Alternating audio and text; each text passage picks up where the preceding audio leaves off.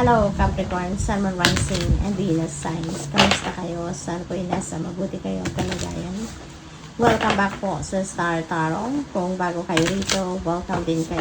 Thank you sa inyong support. I truly appreciate it. God bless you all. Capricorn, paunang mensahe ninyo ay gorilla. Take the time to listen compassionately to those you love, especially your family members. No? Kasi siguro Capricorn, for the longest time or siguro kadalasan, no? Most of the time, baka kayo lagi yung nagsasalita, kayo lagi yung sinusunod ng mga tao. Kung anong sabihin ninyo, sumusunod lang sila, no? At ngayon, maaaring meron din mga gustong sabihin, gustong i-express ang mga tao sa paligid ninyo, lalo-lalo na ang mga mahal ninyo sa buhay. Kaya, iniimbitahan kayo dito na magkaroon din kayo ng oras, no, to listen. Pakinggan naman ninyo yung mga tao mahal ninyo yung mga mahal ninyo sa buhay, no, lalo na ang inyong mga kapamilya, dahil parang meron din silang mga concerns, no, may mga opinion din sila na gusto nilang marinig din. What else? We have Cat. It's time to strike out on your own and relinquish your over-dependency on others. Okay? So, siguro ang iba sa inyo rito, Capricorn, feeling ko lang, baka ang iba sa inyo, hindi rin kayo makapag-desisyon on your own. Hindi rin kayo makatayo sa sarili ninyong paa. It's because maybe you are being controlled by other people.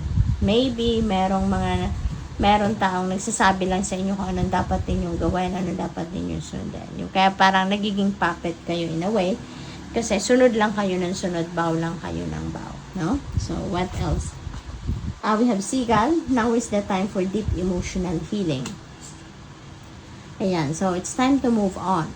It's time to move forward, Capricorn. Kasi, maaring kung ano man ang inyong nakaraan, ano man ang inyong mga experiences in the past, relationship in the past, tapos na yon, it's behind you, pero siguro napakalaki pa rin ang epekto nito sa inyo.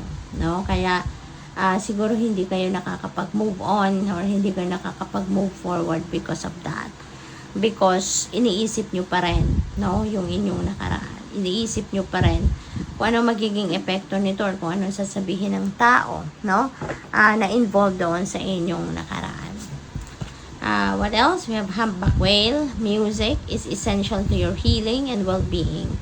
Whether singing, playing an instrument, or listening. Ayan. So, siguro napakalaki ng impluwensya sa inyo ng musika or napakalaki ng parte sa buhay ninyo ng musika.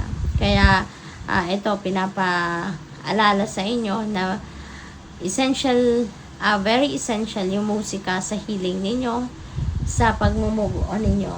Kaya get the music back in your life. Okay? Dahil malaki ang magiging role ng musika sa pag-heal ninyo. Maaring mas magiging mabilis ang healing process ninyo, no? What else? We have Tortoise. You're too fragmented.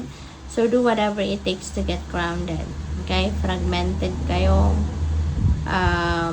Magulo siguro din ang isip ninyo. Or siguro, kayo, confused.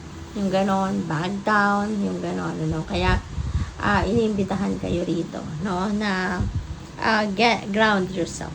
Okay, ground yourself. Iniimbitahan kayo dito na mag-ano muna kayo, mag-retreat, magmuni-muni, magnilay-nilay, mag-meditate, yung ganon, so that you get grounded, so that you can get back to your core, or you can get back to your senses. Okay, what else? We have Honeybee. Let compassion and forgiveness be your top priority in this situation. Okay?